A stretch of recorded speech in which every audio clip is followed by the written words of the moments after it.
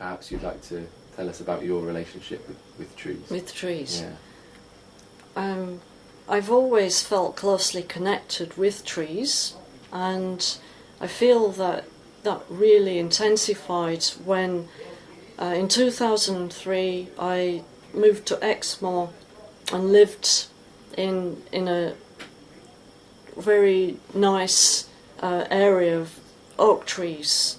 I lived in a dwelling, and every day I had that connection with trees, and I would explore the forest and feel that sense of familiarity with the trees, especially certain ones that would draw me, and they were so distinct and they had an energy and presence about them which I really aligned with, and they inspired me in a deep way, and it was good just to interact with them, and they were friends.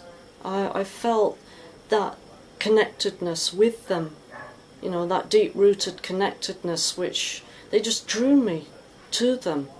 And it's that really inspired me creatively, and I just wanted to capture that.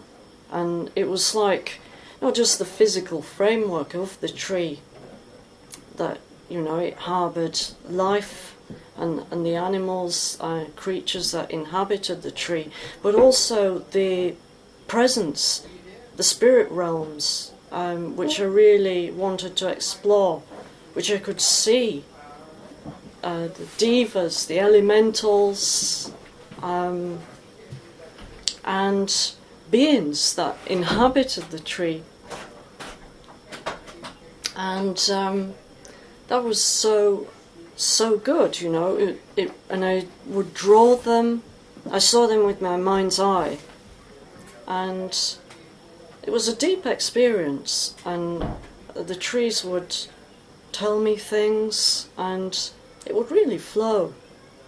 And I really want to capture that in art, because I don't feel that I have gone far enough in paintings, and I have some now that I'm working on that relate to the trees and what I saw.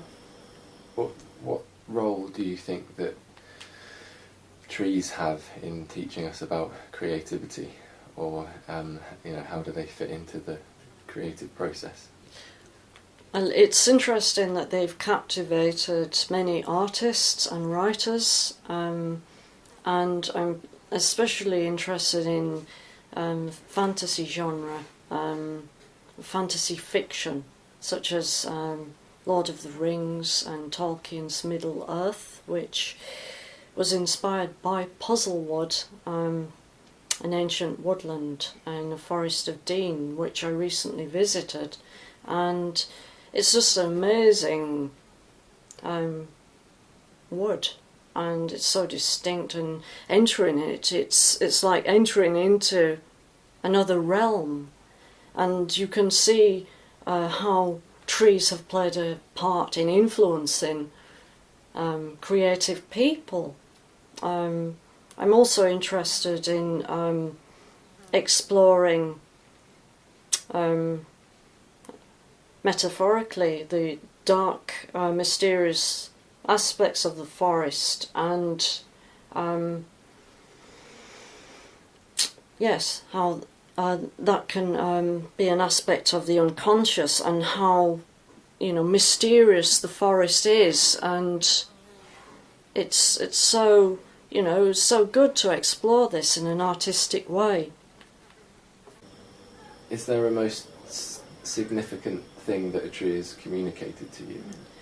I would say that it's a deep message, that I connected with an indwelling spirit or guardian that talked to me, and conveyed the sacredness of life, the intricacy that we're all intricately connected in a web, that there is no separation, and that we're all connected in this web, and that all life is sacred, is precious, should be preserved, and we're all part of that. It was just feeling, that connectedness, that the tree is alive, is a being, that we should celebrate life and all life forms. Yes. If you, what kind of tree? What? What kind of consciousness does a tree inhabit, and what does it feel like to be a tree? Do you think? I would like to explore that.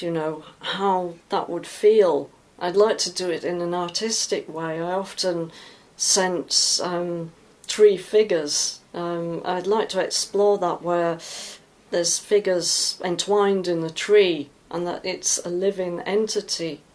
And that's how I see the tree, as a feeling, living being, and not like an inanimate organism or object, but that it's a living system that has consciousness, that is highly sensitive to touch, and also can feel pain.